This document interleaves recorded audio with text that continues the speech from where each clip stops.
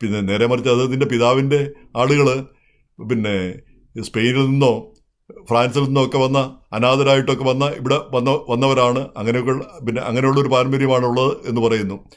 എങ്ങനെയായാലും ഈ അരിസ്റ്റോക്രസി ഒന്നുമല്ല പിന്നെ ഈ മാർപ്പാപ്പ ജനിച്ചു വളർന്ന വീട്, ചിക്കാഗോയിലെ ആ വീട്, അത് കഴിഞ്ഞ വർഷം വിറ്റത് $66,000. അപ്പോൾ നമുക്കറിയാമല്ലോ ആ ചെറിയൊരു വീട്.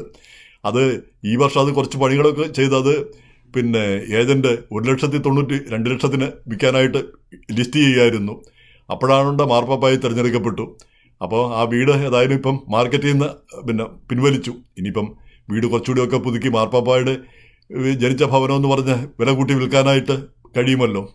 അപ്പോൾ ചുരുക്കി പറഞ്ഞാൽ മാർപ്പാപ്പ എന്ന നിലയിൽ ഈ ബഹുസ്വരതയുടെ ഒരു വക്താവാണ് മാർപ്പാപ്പ. അമേരിക്കനാണ്, പെറൂവിയനാണ്, പിന്നെ വെള്ളക്കാരനാണ്, കറമ്പനാണ്.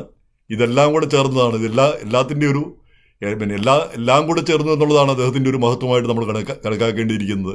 അപ്പോൾ ആർക്കും ആഫ്രിക്കയിൽ ഇന്നിപ്പോൾ കത്തോലിക്കാ സഭ ഏറ്റവും കൂടുതൽ വളരുന്നത്, കത്തോലിക്കാ സഭയും ക്രിസ്തുമതവും ഏറ്റവും വളരുന്ന ആഫ്രിക്കയിലാണ്. അപ്പോൾ ആഫ്രിക്കയിലുള്ളവർക്കും ആശ്വസിക്കാം, മാർപ്പാപ്പായുടെ റൂട്ടുകളിൽ അവരുടെ ആഫ്രിക്കൻ രക്തവുമുണ്ട്, കറുത്ത വർഗ്ഗക്കാരുടെ ആ രക്തവുമുണ്ട് എന്ന് അവർക്ക് ആശ്വസിക്കാമെന്ന് തോന്നുന്നു.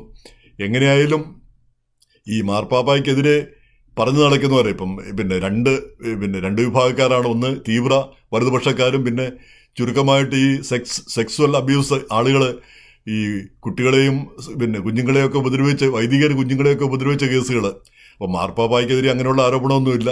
പക്ഷേ അദ്ദേഹം ബിഷപ്പായിരുന്നപ്പോഴും അതുപോലെ തന്നെ ചിക്കാഗോയിൽ അഗസ്റ്റീനിയൻസിൻ്റെ തലവനായിരുന്നപ്പോഴും 2 കേസുകൾ മറ്റു വൈദികരെ പറ്റി ഉണ്ടായി. അത് അവർക്കെതിരെയുള്ള ആ കേസുകളിൽ വേണ്ട വിധം പ്രതികരിച്ചില്ല എന്നാണ് അദ്ദേഹത്തിനെതിരെയുള്ള ആരോപണം.